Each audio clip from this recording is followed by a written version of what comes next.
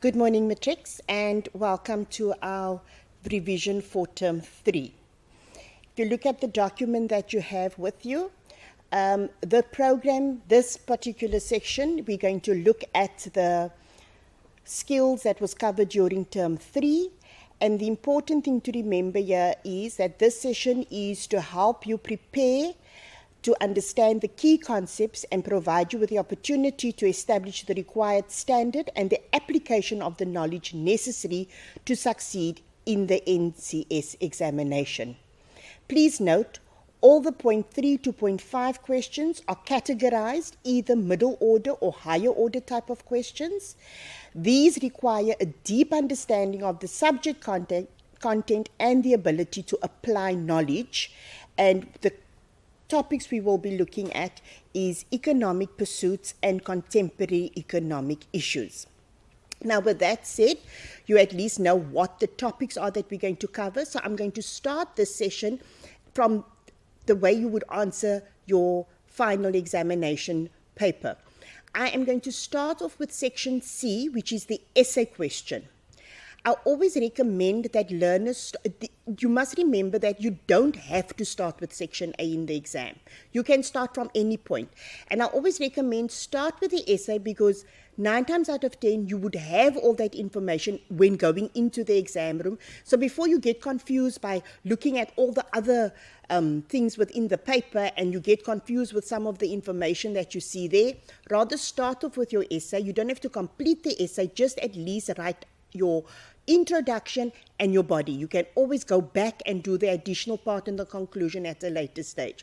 So let's just go to the end of your booklet where you will see the essay question.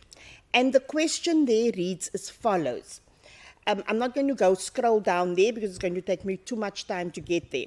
So I'm just going to read the question to you very quickly. It says, examine in detail the following benefits of tourism in the South African economy. And they're looking at, so the first thing you look at, what is this question asking me to do? So they're asking you to discuss the benefits of tourism. So therefore, when I think of my introduction, I will introduce this essay by defining what my understanding of tourism is, right? So you will start off by telling the marker what tourism is about, okay? Then you go to the main part of your body, or the main part of your essay, which is the body. And the first thing you're going to look at, you've got to write something about the benefits of business, the benefits of infrastructure development, and the benefit that tourism holds for government. Now, why I say start with this, because all of that information is from your notes, whether it's from the core notes or your textbook or Mind the Gap, whichever thing you're using to study from, that's where you're going to get that information from, and that you would have already learned. So when you get into the exam room, you would have all that information. So it's just a matter of now getting it out onto paper. So therefore, as I start with that, and you know that that is done. Then, once you've done your main part, I need you to just see, once you've done that part, and then you come to the additional part, which is your 10 marker. It says there, evaluate the Department of Tourism's policy suggestions on taxation and infrastructure.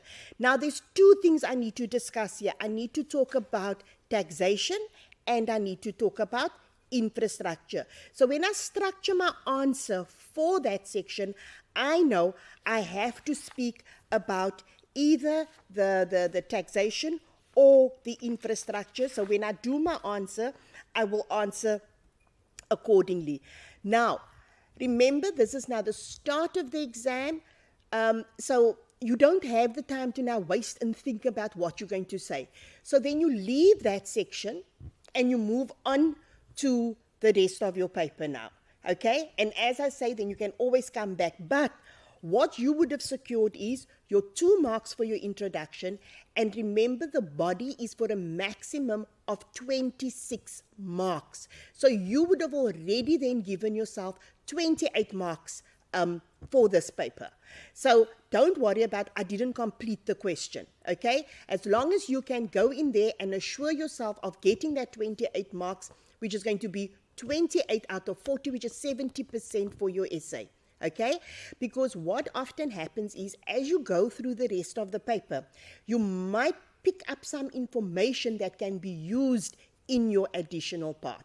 Okay, and then of course, for the conclusion of your essay, you've got to always remember that that is given to you on your paper. They normally give you the little structure of the essay, so they will say to you what is expected for a conclusion, right? So they say to you there, within a conclusion, it has to be a brief summary of what has been discussed without repeating facts already mentioned in the body. Please, that is very important, because so many times when you're marking, you find that people just repeat what they've said before. However, I always recommend that rather, if it's possible, give your own recommendations of somebody, or give some additional support or information to strengthen your discussion as part of your conclusion.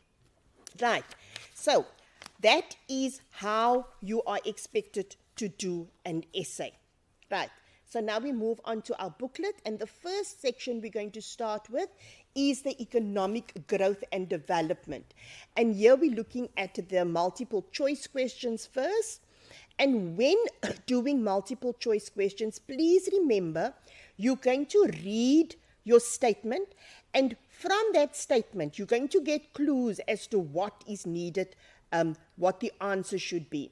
So you first read your statement, which says economic growth is measured in terms of. Now you ask yourself, this was taught in the class, the teacher explained this, and I remember that whenever we dealt with growth, the measurement for growth was GDP. But now all of these answers here are giving me, has got GDP, right?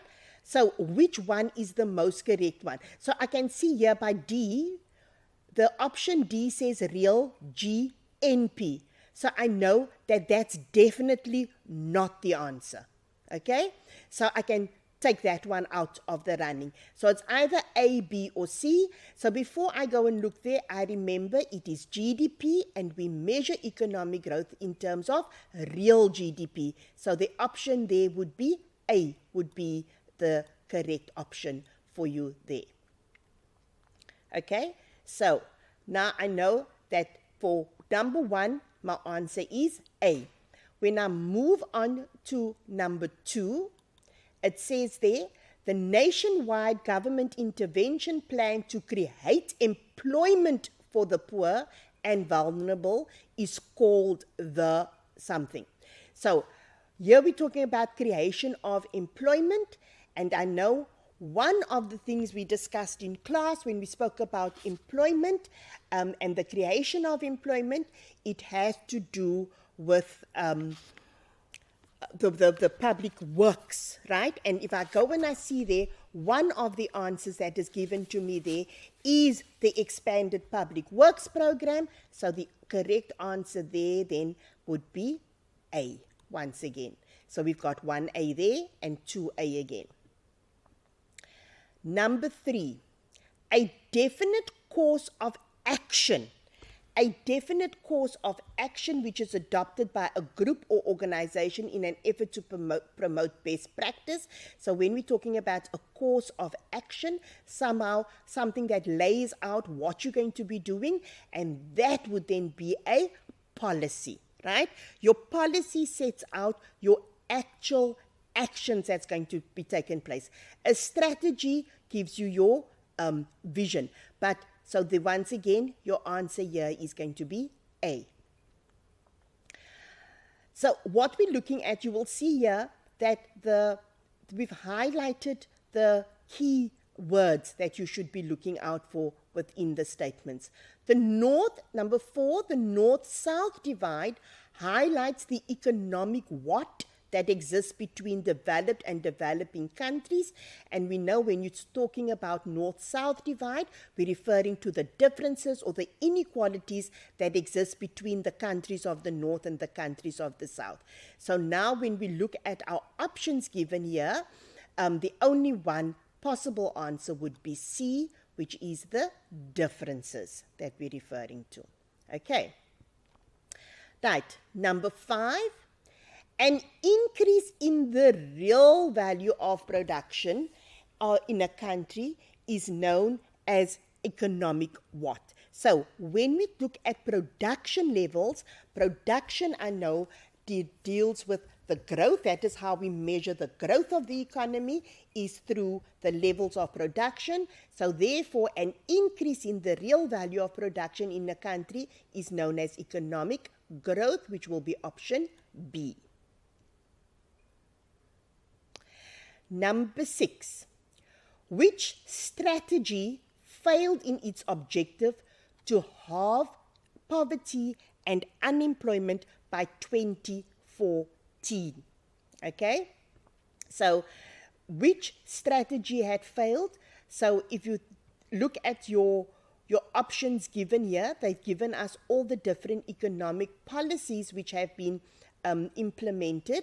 And if I look at it, I've got to remember that NGP, NDP were the last two that were implemented, and because this only came much later, so it is between B or C, and B was the one that started in 1994, and which then gave way to another one. So the only option here would be C, as Gisa, right?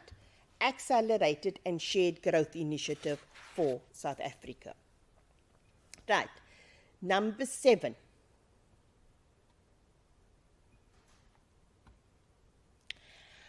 The gap between rich and poor has widened because the demand for what kind of workers has decreased globally. So we're looking at number 7. The gap between the rich and the poor has widened because the demand for, obviously here we know there's been a drop in the demand for unskilled labor. So therefore, your answer there would be, once again, would be A. Right, number 8. Which government policy seeks to eliminate poverty and reduce inequality by 2030? Now 2030 is still coming, so it is, so what they're actually asking you is, what is the current policy that we are following? And the answer there would be the National Development Plan, which is option B.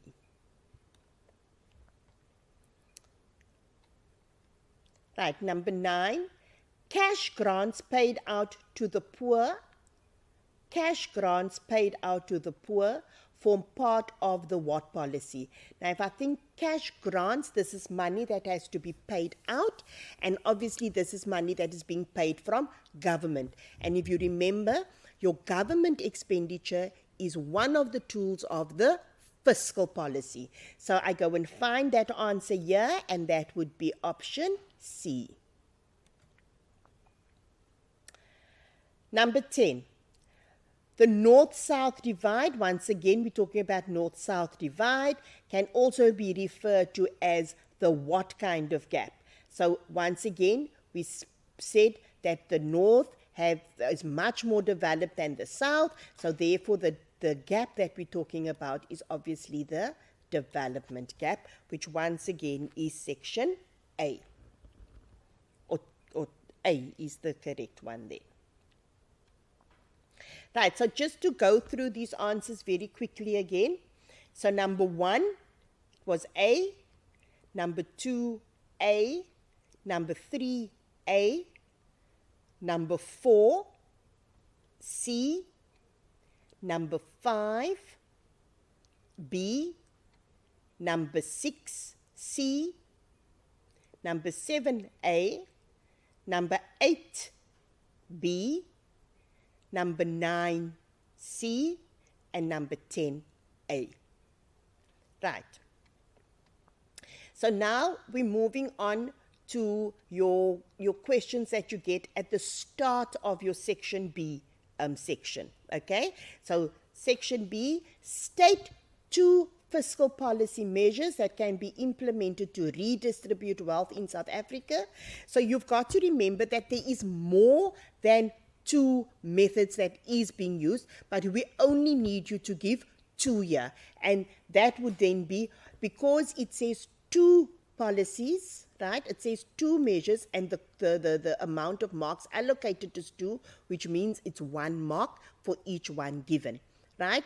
And there the 2 possible answers you can give is about the wealth taxes and cash benefits, right? That would be examples there. Wealth taxes is one example, and then the other one would be cash benefits is the other one. Right, number 2, name any 2 monetary policy instruments used by the Reserve Bank. And by now you should already know that there are 4 policy instruments, and the one we all know very well is obviously the repo rate, is one of the biggest ones that is being used. And then of course there's also the other one is your open market transactions.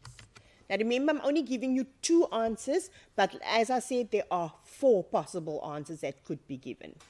Right, number 3, they ask you to name 2 aims of the black empowerment, black economic empowerment. So obviously from the name it says it all already. So the first one I already think of is to empower black people. That was the aim. And then of course the other one was to address the inequalities from the past.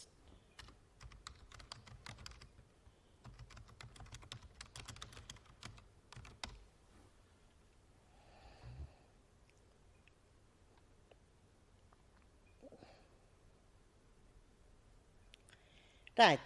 The challenges that black economic empowerment is currently facing, what they are currently facing is obviously there's difficulty in to verify. So the answer there would be the verifying of BEE levels of companies. And another problem would be obviously the shortage that we have of black industrialists. Right, there are others as well, such as the corruption that we see happening. There's the fronting, where people would use, somebody who's a cleaner and just put their name onto their letterhead to give them more of a status, to up their level of BEE. Right, name 2 countries that belong to the G8 group of countries, right? So as the name says, G8, so there's 8 countries, and obviously you can't go wrong by mentioning USA, first of all, right? They always somewhere part of them, and obviously the UK is the other one that we also find everywhere else, okay? But obviously other countries would include Germany, France, Italy, etc. Name any 2 redress measures currently used in South Africa. Now, when we speak about redress, right, that is, they're telling you it is to address the inequality, right? And obviously, one of the first things we've mentioned this before. Remember, we spoke about BEE, which then became broad-based black economic empowerment. And the other big one was, employment equity was the other big one. Number 7, identify any 2 previous strategies that were used to improve economic growth in South Africa, right? So any 2 previous strategies, so you can't mention the one that's currently being used. So we had GEAR in the past, right?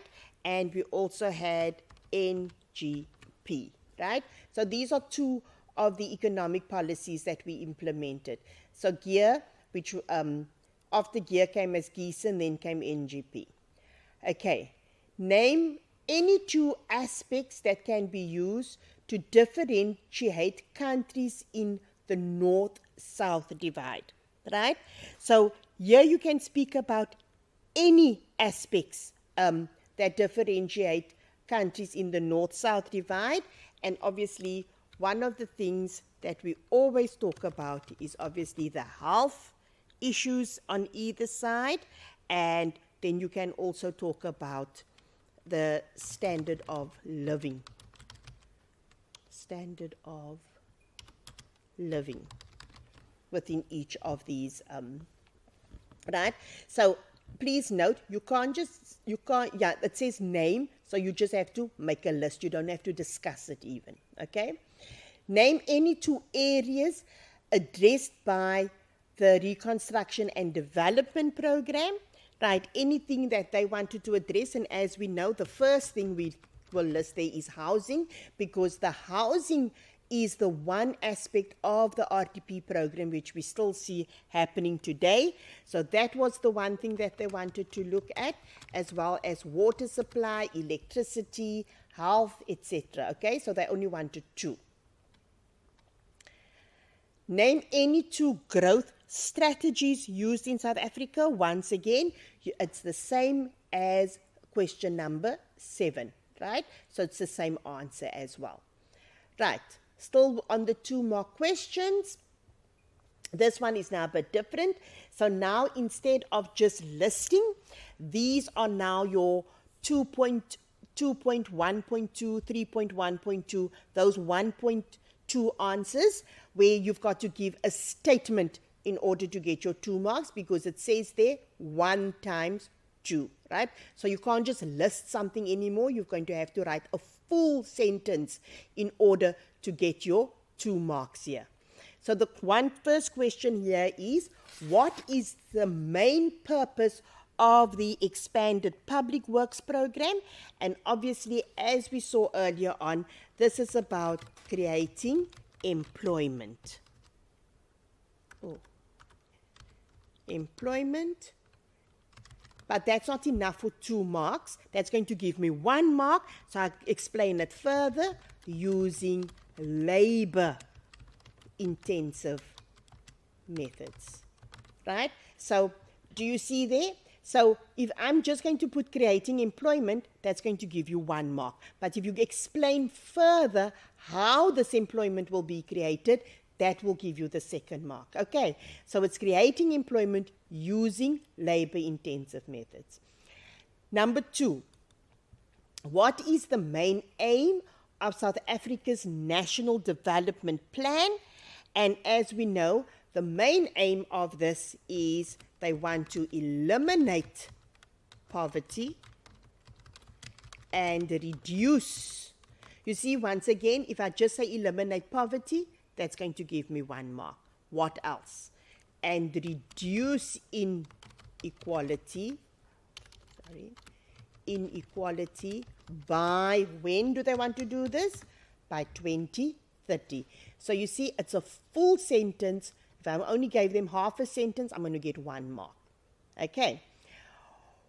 Why does the Monetary Policy Committee of the South African Reserve Bank meet every 2 months? Right?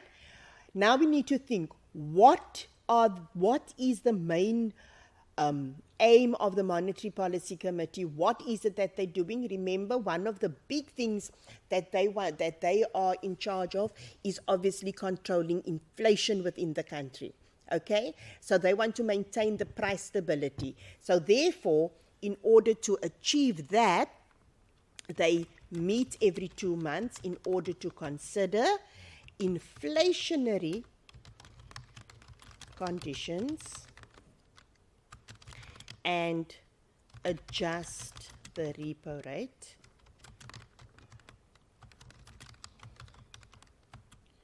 you see. So if you're just going to say to consider inflationary conditions, 1 mark. If you're just going to say adjust the repo rate, 1 mark. Why do they want to do this? In order to ensure price stability. Because remember, that's one of the macroeconomic objectives of any government, is to ensure that there is price stability. Right. What is the relationship between economic growth and economic development? Right? Which is very similar to the question. Okay, I think there's another question on that a bit later on. Okay, so what is the relationship between economic growth and economic development? Obviously, if you think of growth, we said we think of production. So with growth,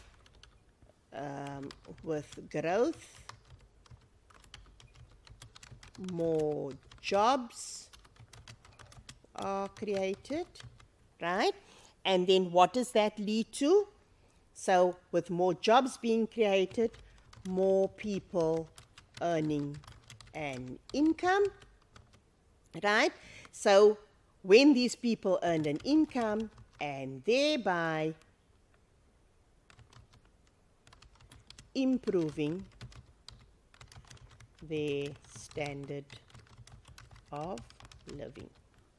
Okay, so the relationship between the two is that growth creates the jobs, and with the people earning more income, they are then able to improve their standard of living. Because remember, your standard of living is what refers to the development side of things. So that's the big relationship between the two. Right, what is the main aim of RDP, or we should say what was the main aim of RDP?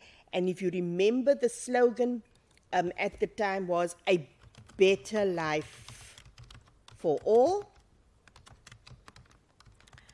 right? So that is what the aim of the RDP was. So the aim was to improve the lives of the majority of South Africans. Okay. Right. What impact has a low economic growth rate on poverty? Okay. So what we are saying is, how does the one affect the other? That's what we're saying. So if you think of a low economic growth rate, remember we said improved economic growth means improved in jobs, but if there's a low economic growth rate means there's fewer jobs available, so therefore a low growth rate will lead to an increase in poverty, right? So because the economic growth rate is low, this will lead to an increase in poverty. What does that mean? Low growth means fewer jobs available, less people earning money, so more people moving into poverty. So that's the succinct answer is then a low growth rate will lead to an increase in poverty. Right. Then the next section we're going to do is your question, comes from section A, which is your 1.1.3 questions. And the important thing is here, and people are still making this error, although they are told so many times, you are not allowed to use acronyms or abbreviations when answering this section. Okay, so we will just look at it as we go through this, right? Worldwide interfacing with trade as the major element. So we're talking about worldwide, so obviously here we're looking at globalization. Return of land to their original owners after confiscation by the government. Once again, something that causes a lot of confusion to learners. Here we're talking about land restitution, not redistribution. Redistribution deals with agricultural land, whereas here we're talking about the people who originally owned the land, so that is restitution. The bank that promotes development in the Southern African region, so please, there's your answer, bank development. So the answer here is development Bank of Southern Africa. Right. The government's intervention program aimed at creating employment by using labor-intensive methods. We dealt with this before, and we said it was EPWP. Now, if you're going to give that as your answer, you are not going to get any marks for it. But if you said to me, it is the expanded public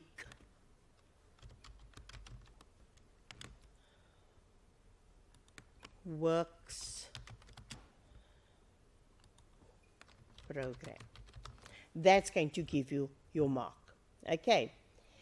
The policy implemented in 1994 in South Africa to redress the inequalities, we started with RDP.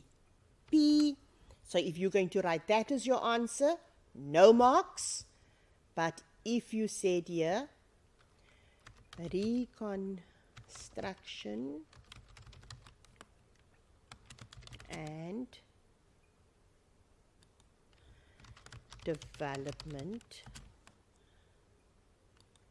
program. Okay. The process whereby the standard of living of people in a country improves. So where the people improve, we call that is development that's taking place. So therefore here we're talking about economic development. Expressed by the real GDP per capita, life expectancy, and level of literacy. Here we're referring to standard of living. Okay, so please, just one more. This is very important, right? No abbreviations or acronyms. And if you look, there is an acronym that we're all aware of. Here is another acronym that is used quite regularly. But you're not allowed to use those as your answer here. You need to write it out in full. Right, we're moving on to still what we call your section B type questions, but now we're going to look at the data response questions. I'm skipping over this one here because that's a very old question. So I want to get into the more newer kind of questions that are being asked.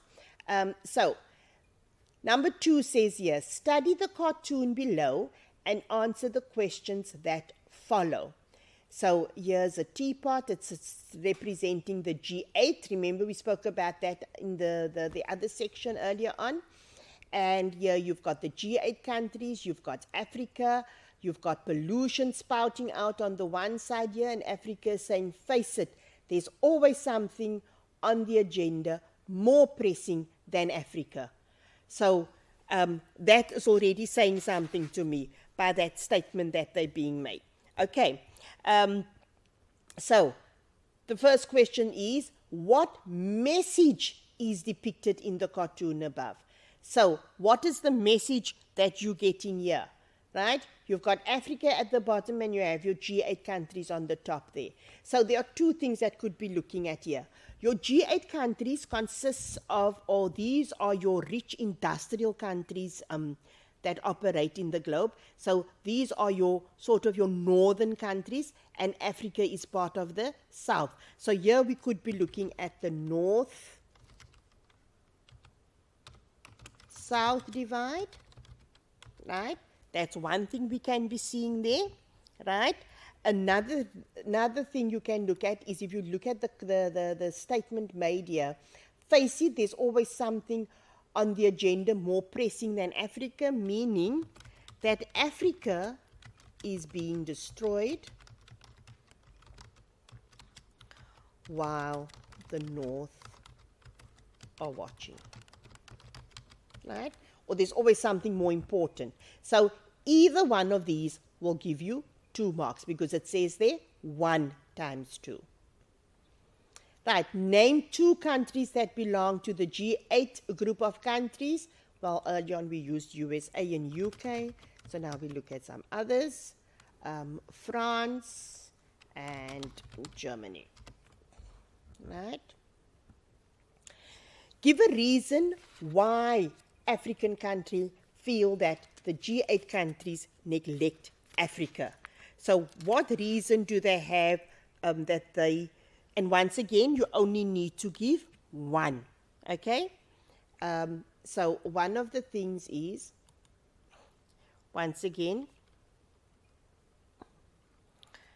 here we see that many a times the trade agreements that are entered into favor the G8 countries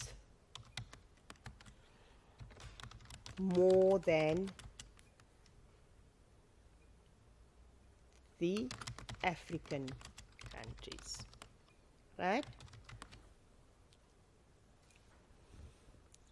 2.4, why will the Gini coefficient of G8 countries in the north differ from that of countries in the south?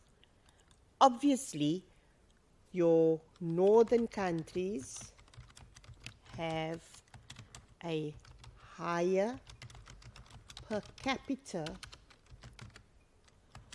income. Why? You see, to get your 2 marks, right? So why?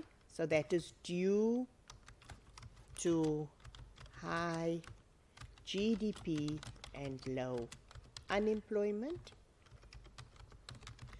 Please note, here you can use GDP acronym. Okay, it's only by the 1.3 you're not allowed to use it. Now here I look at my mark allocation, says 2 by 2. I've only given 1 so far, so I need to give another reason. Also, the G8 countries,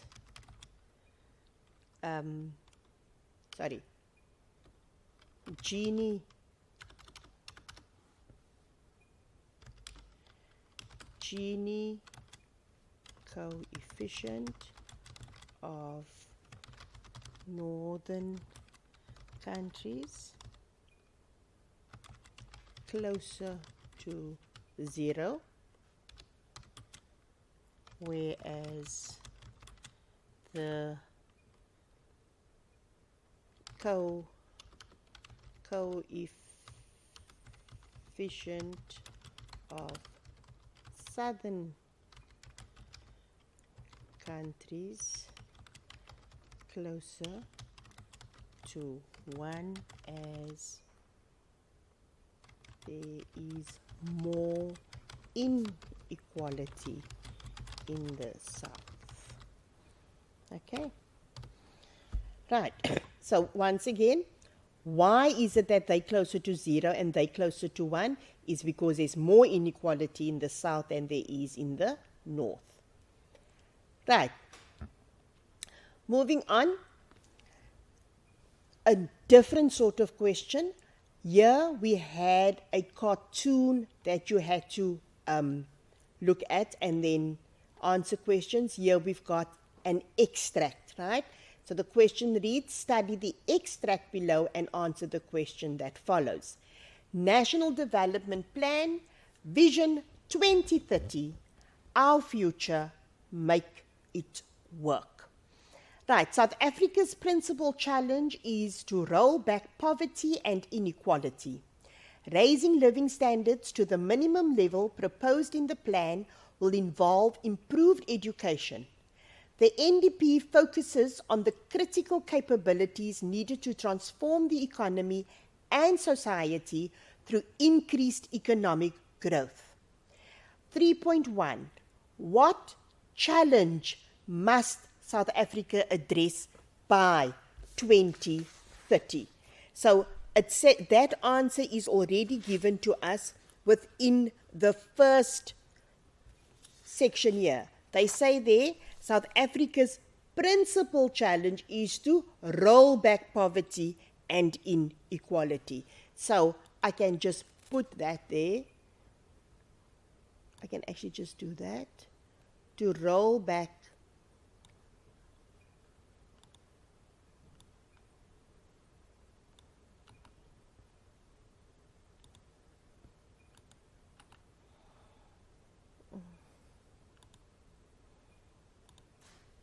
Right. So I've taken the answer directly from the script and therefore it's only 1 mark. Right. Number 2 says identify one way in which South Africa could minimize the challenges it faces. So once again, I check in here, is there anything here that gives me an indication as to how they can face this? There's nothing there really, but one of the things, yes, they do tell us here, raising living standards to the minimum proposed in the plan will involve improved education. So once again, I can use from. Right. Briefly describe the term economic growth, and that is for 2 marks. Okay. So what we said is economic growth deals with production. So an increase in production or productive capacity, right, over a period of time. Right, very important. Many times people just give you an increase in the productive capacity and they end the answer there. That will only give you 1 mark. You've got to put the spot in, right? It does happen over a period of time.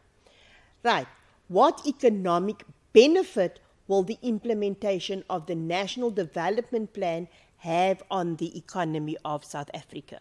Right, so now you need to think of what are the aims of the NDP. And one of the things they want to do is to reduce youth unemployment, right? And obviously it's all to do with the youth. Provide younger people with broader opportunities. Okay, so there it says 1 times 2, so you only need to list 2 things. How can poverty and inequality be addressed in South Africa? Once again, 2 by 2. So you see that's your higher order question now. So how can poverty and inequality be addressed? So one of the main things is obviously improving education standards. And another way, okay, so by improving the education standards, what is that going to bring to the table then? If you improve education standards, so that gives you better job opportunities,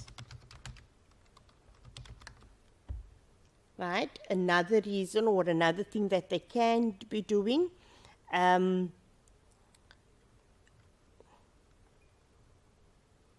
improving the efficiency and effectiveness of services provided. Okay, right, improving the efficiency and the effectiveness of the services which they provide, which obviously then gives access to more people, right? So there are more people that can then access those services. So you give a reason and what will be the result of that as well to get your 2 marks. Right. Sorry. Number 4, question 4, briefly discuss growth and trade as globalization challenges that face developing countries. Now, please note here, it says 2 by 4, but they're asking you to discuss growth and they're asking you to discuss trade. So therefore, you will then have a little subheading on growth, and then you will list 2 things relating to growth. So you give 2 facts on growth there, okay? And then you will talk about trade, and then here too, you will give 2 facts regarding the trade. So then you got 4 marks for growth, and 4 marks for your discussion on trade, which will then give you your 8 marks. Question 5. So your question 4 is something that comes from your notes. Question 5 is sort of your out-of-the-box or application of the knowledge. How can the development of small businesses benefit the South African economy? Now here, they're asking for you to give 4 facts times 2, which will give you your 8 marks. So if you think about it, the first thing that can happen, or that they do, is obviously providing guidance and creating employment, right? One of the things that they do is, now, that if you're going to just say they create employment, that's going to give you 1 mark. So you take it a bit further and say, who is it being created for, right? For structurally unemployed people, to get your 2 marks, okay? Then another point you can say there, promoting entrepreneurship among women and youth, not children, and youth in rural areas. Why in rural areas? Where unemployment is very high. Okay, so we're saying promoting the entrepreneurship in the rural areas, but why specifically there? Because that's where the high unemployment exists. Right, helping in diversification of the economy. Okay, so how do you diversify? By promoting and uplifting a variety of skills. Right, so you're bringing in some variety into the, right, enhancing competition, most needed. How does competition help? It benefits the consumer in terms of pricing, right? So the consumer has the benefit of paying less money for the goods and services. Right, so that brings us to the end on the economic growth and development. The next section we're going to look at is our industrial and regional development. Right, so we start once again with the multiple choice question, and here we talk about geographical areas that have a wider industrial development objective and which can be located anywhere to promote cluster development, right? So it cannot be corridors, because corridors is like passageways that we're talking about. So the only answer here would be B, which will be your special economic zone. Okay, your SEZ, because this is what you gave it away for me, the whole story around cluster development. Right, the institution that monitors empowerment and transformation through a code of good practice. Right, so it's an institution we're looking for, and obviously in terms of an institution here we're talking about the Department of Trade and Industry, right? Because they look at the code of good practice, okay? Not Department of Transformation. C, Department of Trade and Industry. Right, labor as a factor of production is referred to as human capital, which is C. Right, number 4, an important aim of industrial development is obviously to improve economic growth. The industrial development policy that aims at promoting long-term industrialization. Obviously, we're looking in the long term. That would be your action plan, your policy action plan. Right, the main objective of the skill support program is to, so we're talking about skills, supporting skills. So therefore, my only option here is B, because they talk about training, right? And by training people, you're developing their skills. Right, a piece of land that forms a passageway that allows access from one area to another and is part of regional development is called a corridor. I just said that earlier on. When you think of a corridor, you think of a passageway. Right, a purpose-built industrial estate physically enclosed and linked to an international harbor or airport, that is what we call the IDZ, which is C, your industrial development zone. You see, I already answered it before I went to see where the option is. Right, an industrial policy that encourages industrial development in a few urban areas. So they want to spread the development in a few areas. So therefore, that is now known as centralization, right? Because you're concentrating on a specific section.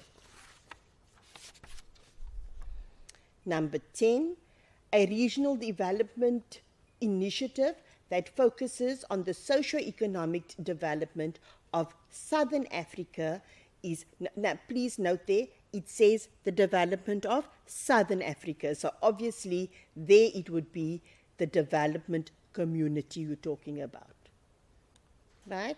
Because they're talking about development and Southern Africa. That's your clues that you get there. And then number 11,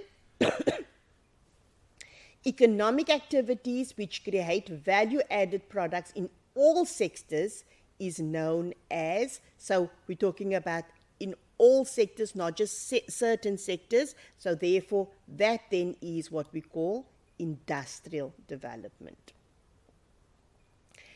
The Department of Trade and Industry initiative that focuses on improving competitiveness in production is called the, so obviously production, we're talking manufacturing, so that's your integrated manufacturing strategy.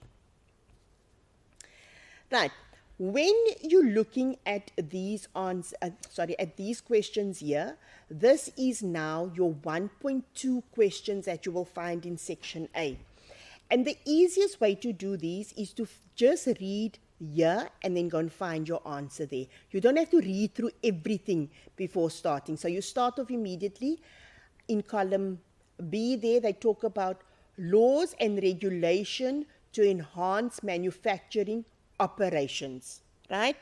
Laws and regulations to enhance manufacturing operations. So already I know there we're talking about our industrial policy. So therefore number 6 would be A.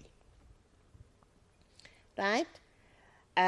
B, policies aimed at increasing the economic livelihood of a specified area. So we're looking at a specific area that we want to work on. So that would be B, regional development. Rich industrialized countries of the world, we spoke about them earlier on, the G8, and that's number 5, will be C. Right, D, the international institution which promotes economic recovery and development, and that would now be the World Bank, which is their number 2 will be D. And then E, consists of enterprises that produce similar products. Right, so that would be part of an industry, which is E. And then cash incentives for business in information technology. So that would be number 4, would now be F. This is a specific investment. And then the only thing that is left here now is G, products traded in its basic form, for example, coal and timber, so it can't be IMS. So here we're talking about products, so that would be the commodities. So there, that would be where we now G. Right. It strengthens institutional capacity and facilitate development. That's your integrated manufacturing system, which is H. And sets out the broad approach to industrialization of government. So that is your NIPF. So the only one that is now left is J. Right? And I see, does that coincide? Coordinate trades and yes, that's the job of the Department of Trade and Industry. Right. Okay, there you've again got a typical 1.3 type of question, which I'm not going to go through with you now because, as I say, that is still part of your notes. You can get all these areas, all these answers from your notes. I'd rather want to move on because if I look at our time, I would rather then move on to another section. Right. Your 2-mark questions with regards to this section. Right. What impact will the introduction of a green economy have on the industrial development plan of South Africa? So when you think about green economy, it immediately reminds me of reduce, reuse, recycle. Right? So recycle of waste products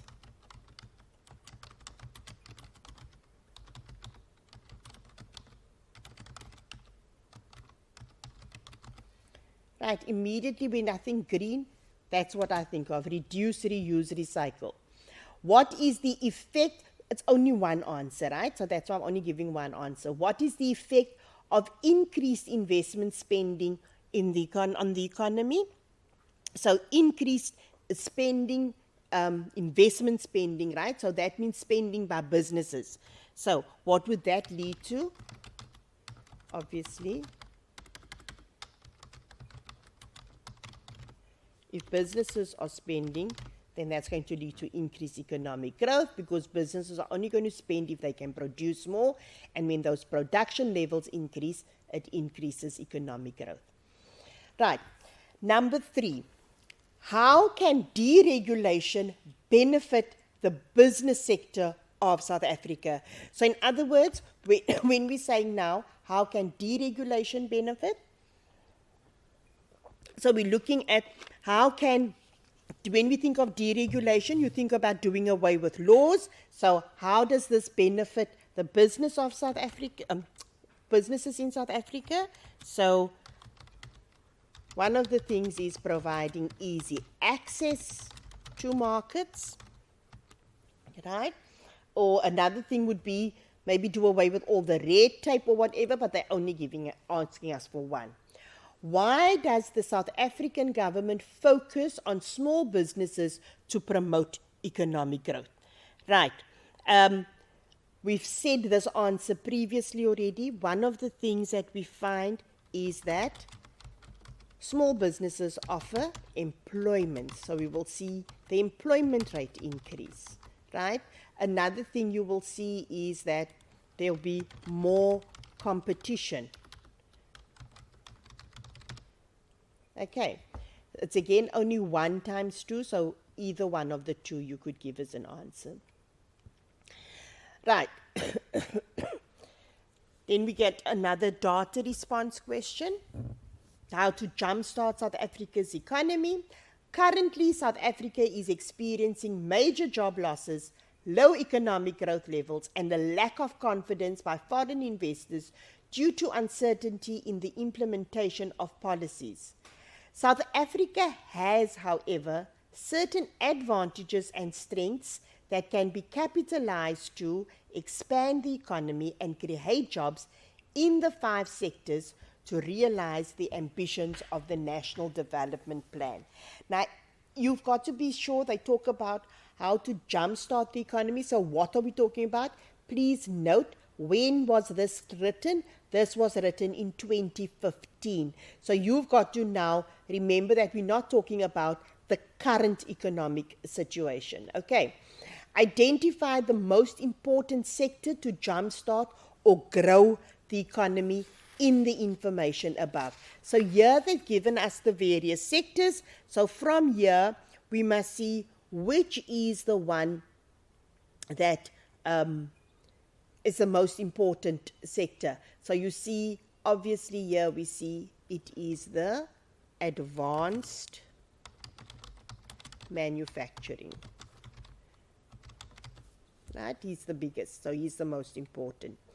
Name one problem in the information above currently experienced in South Africa that prevents economic growth. Okay, so they told us at the very start there, they already give you the one. So we can just use that one as the answer there. So it is the major job losses.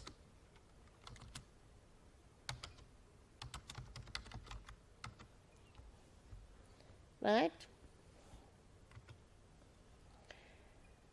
Briefly describe the main objectives of the National Development Plan. Now, please,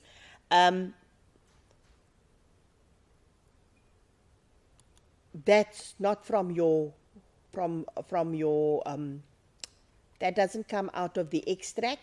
This is now notes that you should by now know already. And one of the things, obviously, that they wanted to do was building an inclusive economy. That was one of their aims. And another of their aims is on focusing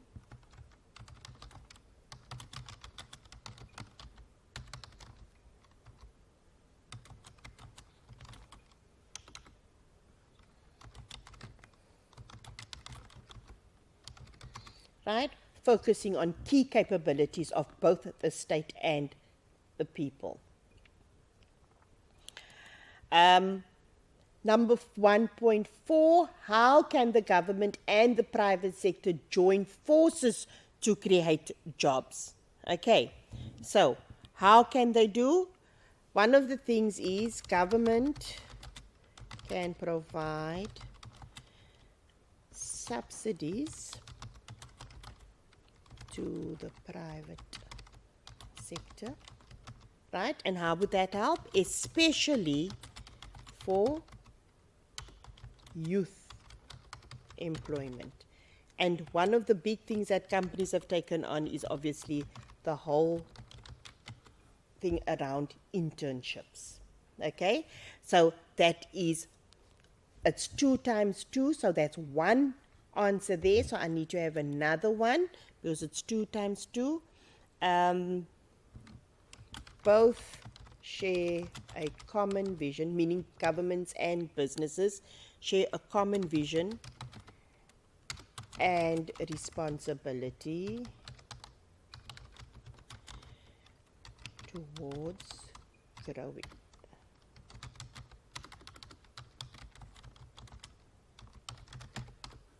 Right. So if they have the same vision and they share the responsibility towards the growth of the economy, so that's how they can then be more forceful. Right. Number 2, once again, deals with an extract. And here we're looking at the Department of Trade and Industry, known as DTI, for economic growth in South Africa. The DTI believes in the ability to grow the economy, reduce unemployment, and enhance the equitable distribution of economic activity. In their annual report, the Department of Trade and Industry emphasized the implementation of the 5 key policy initiatives to support economic growth. There's the National Industrial Policy Framework, known as NIPF, Industrial Policy Action Plan, known as IPAP, the finalization of sectoral initiatives in industry, for example, automotives, the Automotive Production and Development Program, also known as APDP, the Clothing and Textile Competitiveness Program, CTCP, and this also comes from 2015. Right, the first question there. Identify one key policy initiative development by the DTI in the extract above. Okay, so any one of these would be the correct answer. So I'm just going to take the first one.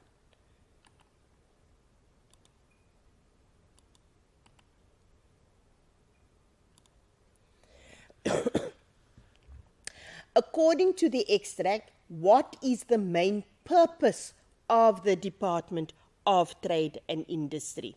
Right? So if you see there, according to the extract, the main purpose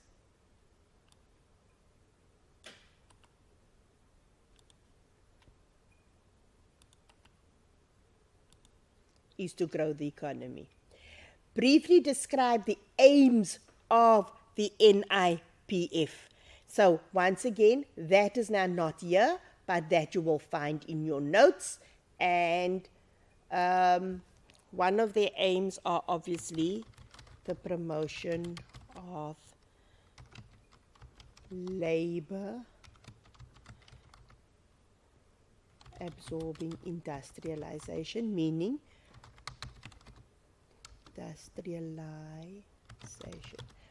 obviously more labor orientated.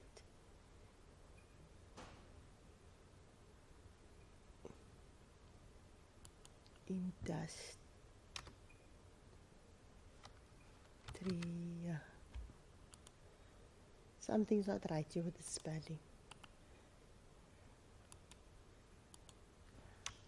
Industrialization. There we go. Okay. To increase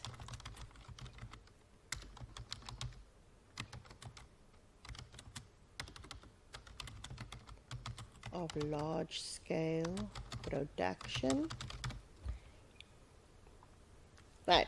So there's two of them. So the first one here deals with getting more labor-intensive industries going, and obviously the second one is to increase the potential of large-scale production. Because of this, we can get our costs going, right? So here we're talking labor-intensive, right? And obviously with large-scale production, you've got a lower cost of production.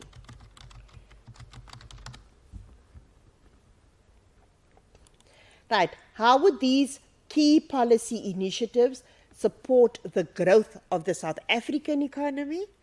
Okay, so obviously the way we're going to support South Africa is obviously improving the production methods, right? Especially if we're thinking of increasing the scale of production, as well as increasing competitiveness in the economy, right? Because by lowering cost of production, it will also make you more competitive. Okay. Right. The next also deals with an extract. So, right. Study the extract below and answer the questions that follow. Small business development in South Africa. Small, medium, and micro enterprises are the engines of growth in South Africa and contribute between 52% and 57% of the GDP. It provides 60% of all jobs compared to the corporate and public sectors combined. The government provides training, employment, subsidies, and financing to SMMEs. And here we now see this comes from 2016 again. What positive effect could small business development have on markets? So if you see there, There's nothing in here that's answering that question at all. Okay? So I've got to now think about this answer. So what are the positive effects? So markets are more effective and efficient where a variety of businesses are competing. Right? Number 2, why is it important that the government provides financial aid to SMMEs? Right? Why? Because we said that SMMEs contributes extensively to growth. Briefly describe the term economically active population. So once again from our notes, so this is any persons between the ages of 15 and 64 who are willing and able to work and actively looking for work.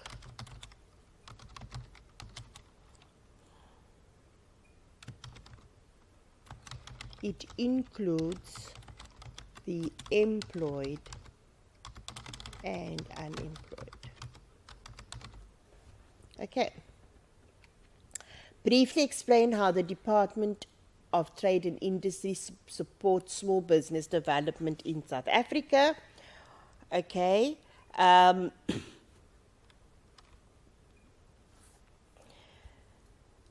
So once again, only one thing here. So providing training. They will also provide any assistance needed by SMMEs. How can the establishment of more SMMEs be promoted in South Africa? Right? How can this help?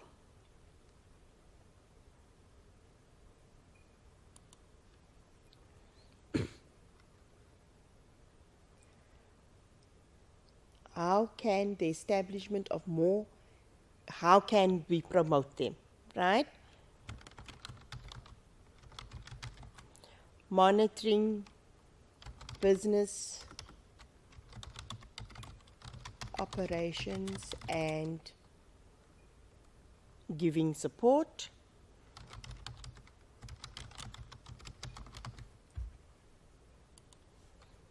Right, so others see their support, and then also providing tax incentives is another means to get people to open businesses. Right, 8 markers. How can the government use incentives to encourage industrial development? Right, as I said, that section you can get straight from your notes, and there you're going to just give 4 facts, okay?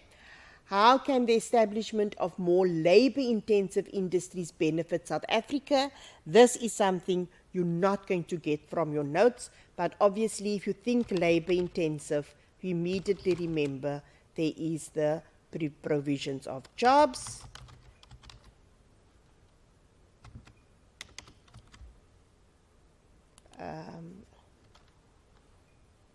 improving the utilization of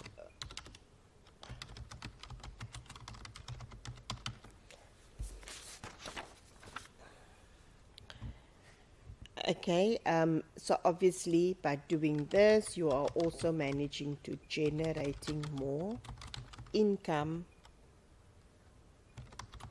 for the state through taxes or taxation. And the last point, improving the standard of living, which means economic development.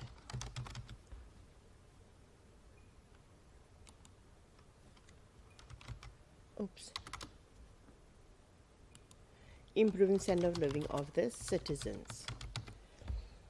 Okay, and then there you have your 4 points that you've made for your 8 marks. Right, discuss special economic zones as part of the industrial plan of South Africa. Once again, these are things that you can get from your notes. And please note, they just asked you to discuss. They didn't say exactly what. So you could look at the aims, right? Or you can just give a description. Or you can divide it between the two. You can say, I'm going to give a short description on what an special economic zone is, and then I'm going to list some of the aims of what they do. Okay. Always remember, your 8 marker has to also read like a sort of mini essay where there's like a little introduction, a body, and some conclusion to what you are saying. Right. The next section, dealing with economic indicators. And once again, as we start off every section, we start with the multiple choice questions first. So, the monetary policy focus on what and total money supply. Right, so we've dealt with this before. We're looking at monetary policy here. So, monetary policy, income, tax, government spending, all of that refers to the fiscal policy, so the only answer here would be the interest rate, okay, which is B. So your answer there would be B. An indicator generally used to measure the cost of production is known as, obviously, production price index. Right? Number 3, the number of employed persons as a percentage of the EAP, or economically active population, that is called your employment rate, because you're expressing it at a certain rate. So you're looking at employment specifically, so that's A. And then number 4, an example of an economic indicator. Okay, so economic indicator got nothing to do with people, right? So therefore, it's got nothing to do with sanitation, etc. So therefore, your answer there is D, production price index, because all of the others refers to people, which deals with social indicators. Production as an economic indicator relates to, so when you're thinking production, you're thinking GDP, so that would be D for number 5. And number 6, the relationship between goods and services produced and resources used to produce it, that is called, so you're looking at the inputs versus the outputs, so we're looking at the productivity, which is A. And then the last one here is number 7. An example of an economic indicator is, once again, as I said, that would then be labor productivity, because all the others are dealing with social indicators. So let's just go through these answers very quickly again. Number 1 would be B, number 2, B, number 3, A, number 4, D, number 5, D, number 6, A, 7, A. Right, we come to the naming questions once again. Sorry. Name 2 indicators related to foreign trade. So if I think of foreign trade, I think of terms of trade. And the other one would be exchange rates. Name 2 indicators related to production. This is all about GDP. So the 2 I can think of here, nominal GDP and the other one obviously is real GDP. Name 2 types of economic indicators related to employment. So obviously employment rate is one of them, employment rate, and the other one is EAP, which is the economically active population. Name 2 types of economic indicators to price changes. So things that are going to be looking at price, PPI, production price index, and consumer price index, which is CPI. Right, then here's again your one word for each of the following, and I've just got to warn you once again, no abbreviations or acronyms to be used. The labor force from 16 to 60 years, you see this changes all the time. So, but we know they are referring to EAP, which will give you 0 marks. However, if you wrote it out in full, economically active population, right, then you now know. There you've got, right.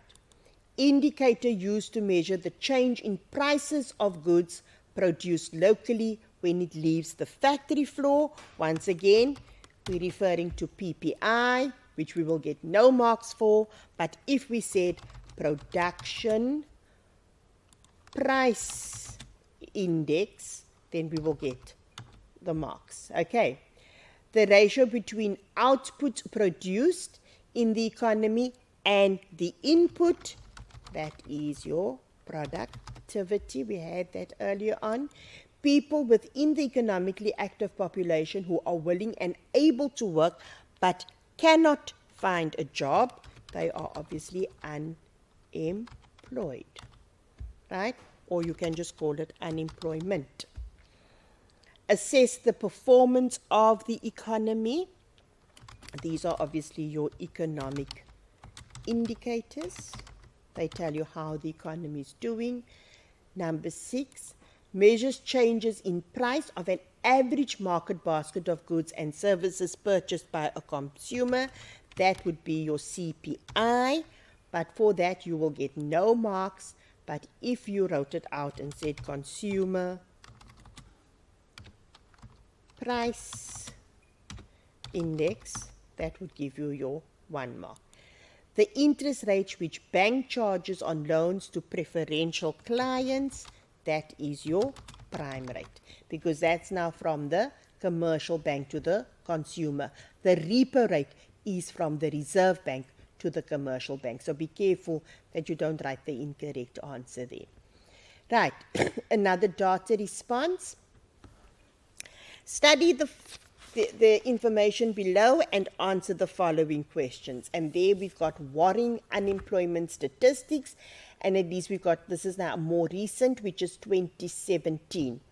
When, according to the graph above, was unemployment at its highest level? Now, please, you are only reading off the graph, and we can see this is the time when it was at its highest, and that was the second quarter of 2017, right?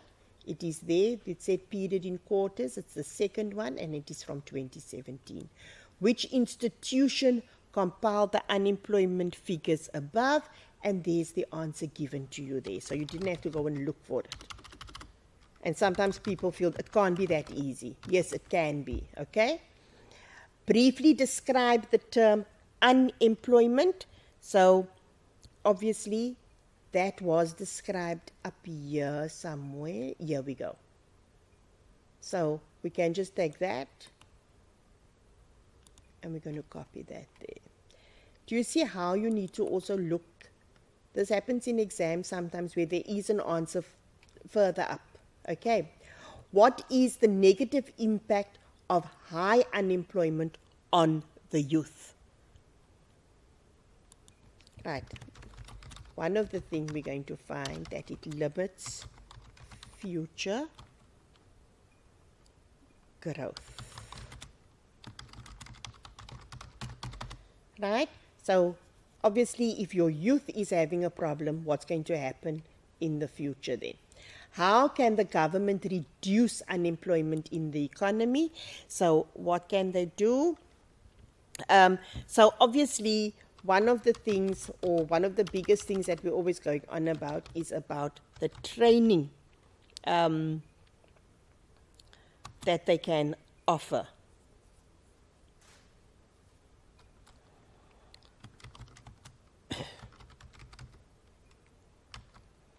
The training and the skills that can be developed. Also getting youth participation, right? Getting, like we said, through the internships, etc. So anything that you can write regarding those things, like I said, 2 different points, but obviously if you're just going to write that, you're not going to get any marks. It's 2 times 2, so it has to be in full sentences. Sorry. Right, number 2, study the graph below and answer the questions that follow. Once again, still dealing with economic indicators. Which figure indicates the GDP growth rate was not satisfactory?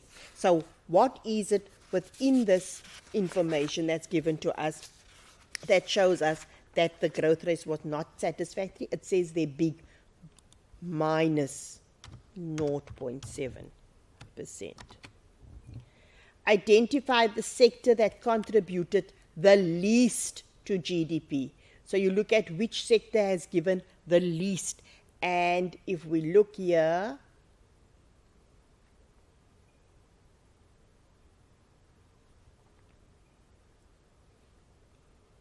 right. So they don't want a particular thing, they want the entire sector.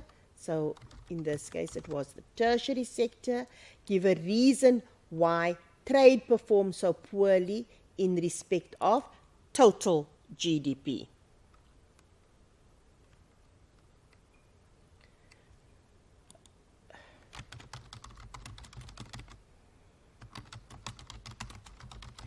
Unrest in areas where production is located, right? That could be one of the reasons, and they only want one. Why are only real GDP figures used to compare economic production that occurred in different years? Because remember, real GDP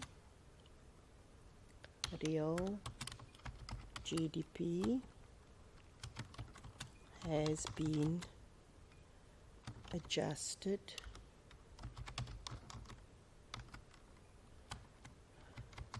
for inflation. Right?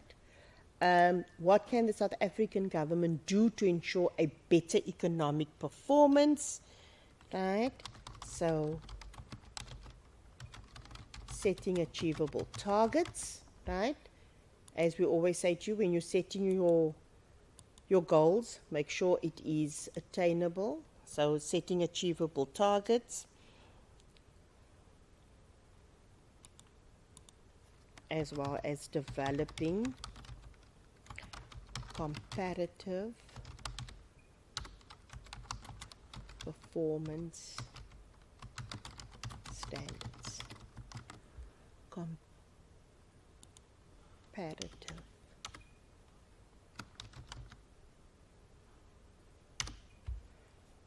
Okay.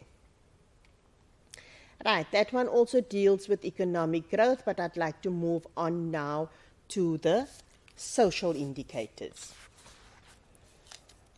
Right, your social indicators, number 1, a high standard of living is directly related to what? So obviously a high standard of living is going to be directly related to a good education. The process whereby people move from rural areas to towns or cities, that is known as urbanization. An example of a social indicator obviously is your education. Right? The others are economic indicators. The number of years that a newborn baby is expected to live is referred to as the life expectancy. Okay? Demographics as a social indicator deals with mortality rates. Right. One word again for each of the following: provides goods and services promptly and in desired quantity and quality, and that we refer to as efficiency. Why am I not being able to spell today? Right, an indicator that measures the number of babies who die before the age of 1, that we refer to as infant mortality. Hampers the cognitive development of children, obviously that's malnutrition. And movement of people from rural areas to cities, we just had that now, urbanization. Probable number of years a person will live after birth, that is life expectancy. Okay. Here we've got study the table below and answer the questions that follow. Which year indicates the highest life expectancy without HIV, right? So here you've got a table. The one gives you without and the one gives you with. So the question here is, which year indicates without? So we go to the without column and we see what's the highest one there, and that was in 2014. Which institution is responsible for publishing? Once again, it is there. The answer is there. You don't have to look for it. Right? Statistics South Africa. Briefly describe the term life expectancy. We just had that here. And we're just going to copy that then.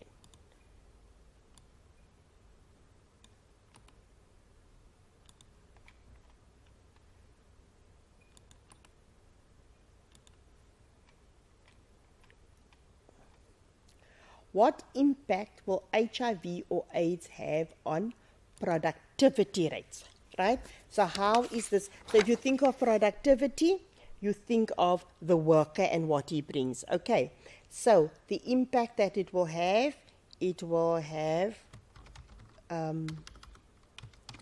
high levels of absenteeism, which leads to high loss of working hours. Right, in your opinion, what brought about the improvement in life expectancy from 53.4 years to 61.2 years? Obviously, one of the first things here would be the improved medical services.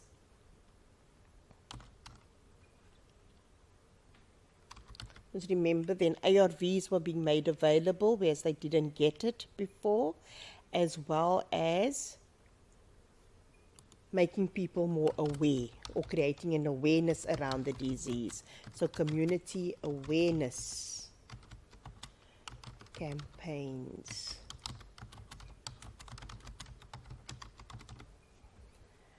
Right. So by making people more aware, they know what the do's and don'ts are then. Right, study the information below and answer the questions that follow. Education challenges in South Africa, performance indicator, population with at least some secondary education, 25 years and above, public expenditure, gross enrollment secondary institutions, gross enrollment tertiary institutions. Okay. Identify the social indicator in the above information. So what they are indicating here, in total we're looking at education. So that's the indicator. What percentage of the GDP was spent on education? Right, it's given to us there, 6.2%.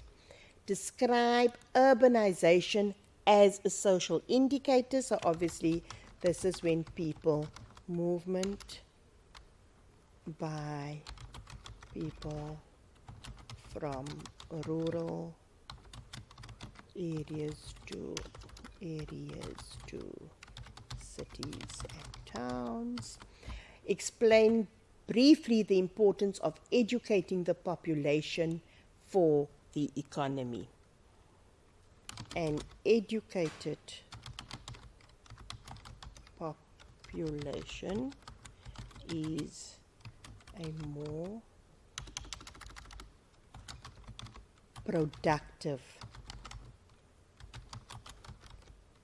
population,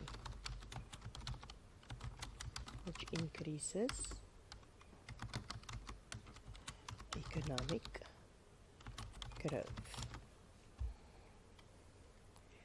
How can the human resources be targeted to be more effective in solving education challenges in South Africa? Okay.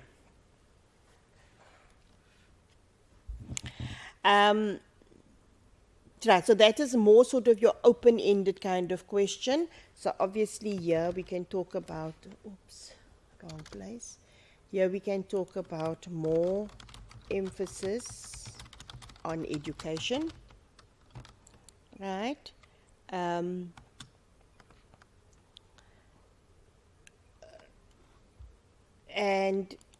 you can also speak about private sector taking responsibility, right? So you can build sort of your story around that, right? So with more emphasis being placed on education to ensure that everybody benefits, and then private businesses taking on the responsibility to accommodate workers with different skills levels, right? But obviously you can formulate your own, structure your own answer with those key facts in mind then.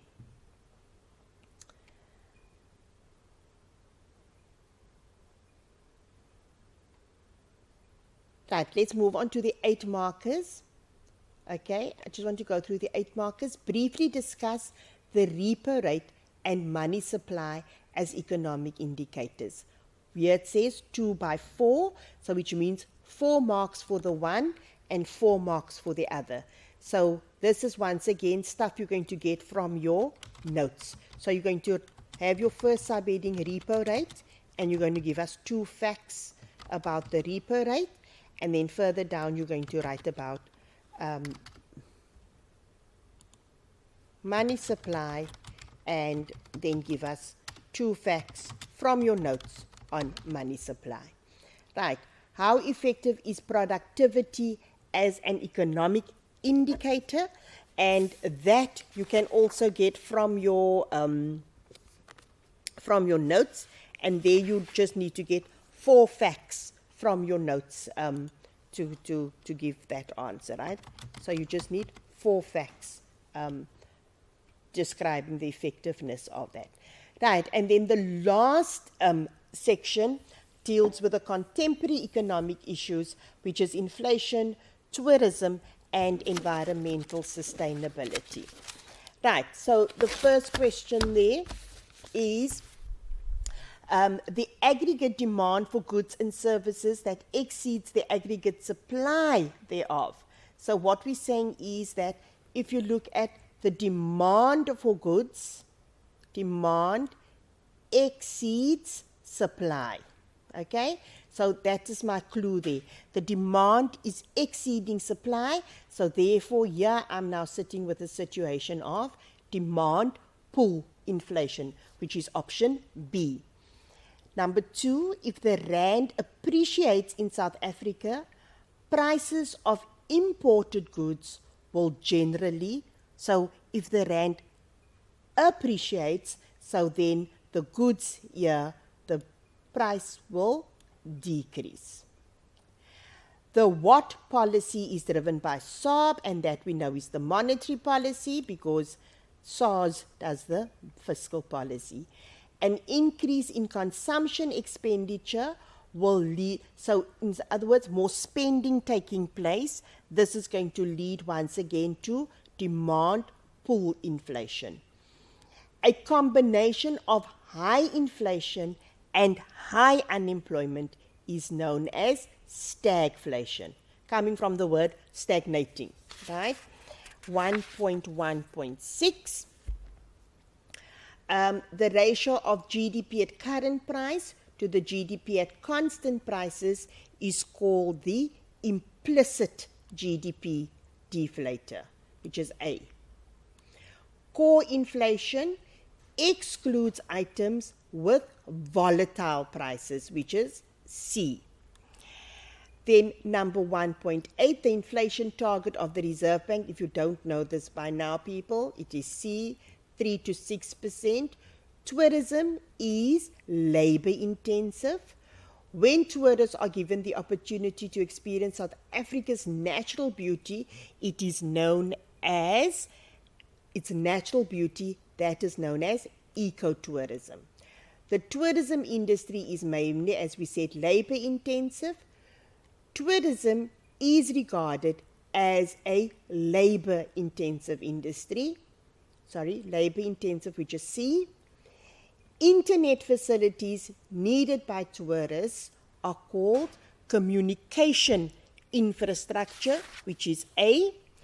And then number 14, the variety of plant and animal life in a particular habitat is called biodiversity, which once again is A.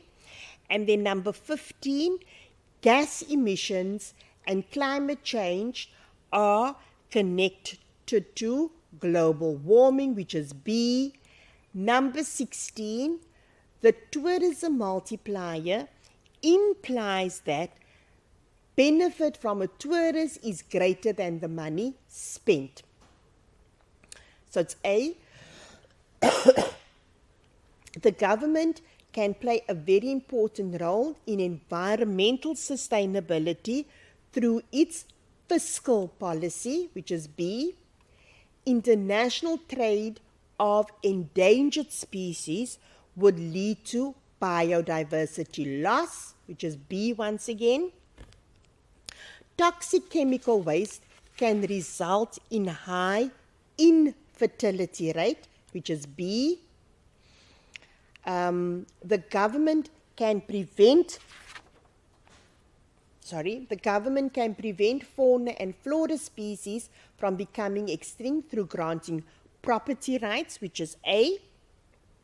The sustainable use of natural resources is known as conservation, which is B.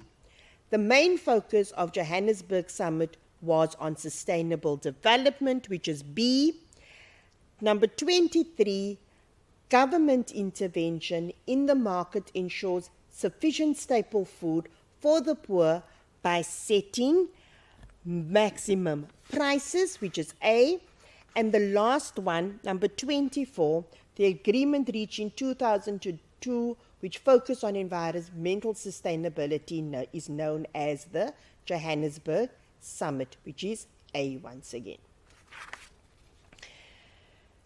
Right, once again, you've got a column A and a column B, which is your 1.2 question in section A. And as I said before, you start by reading your column here and then getting your answer. Okay, so let's start. A policy used by the Reserve Bank to stabilize prices, that would be inflation targeting. So that would be A there. Right, statistics indicating changes in price, that would be an index. So I'll look for that as B. Measures headline inflation. So here we're talking about consumer price index, which is C. The number of organisms found within a specified geographic region, that would be your biodiversity. So that's D there. Sustainable management and use of resources, we just add that one, conservation, so that is E. And then F, give business the right to pollute up to a certain extent, that's a marketable permit. People from abroad visiting natural areas, so it's natural areas they're coming to visit, so that would be cultural tourism. And a person traveling through South Africa to another destination, that's a tourist in transit. And then visiting museums and art galleries, it is not on our list. Okay? That would be your paleotourism, which is not on the list. Right. Next one. Give one term for each of the following descriptions. Okay. This indicator measures increases in the cost of production. Right? We had this before. It's again your PPI, but we can't use that, so I must type it out. Production price index.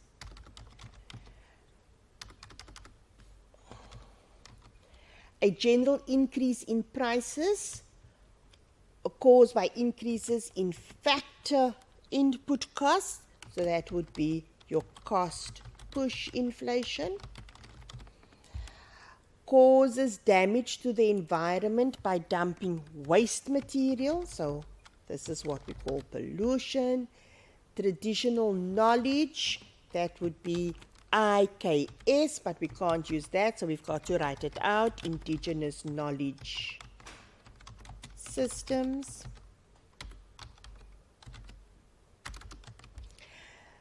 South Africans traveling to other countries. International tourists. This type of tourism involves foreigners visiting South Africa, so that is what we call inbound tourism. Okay, so these are people coming into South Africa. These are now what we refer to as inbound tourism. Unfortunately, that is now the end of our session. You will note in your booklet that there are some more section B type questions with the last section that we did not have time to go through.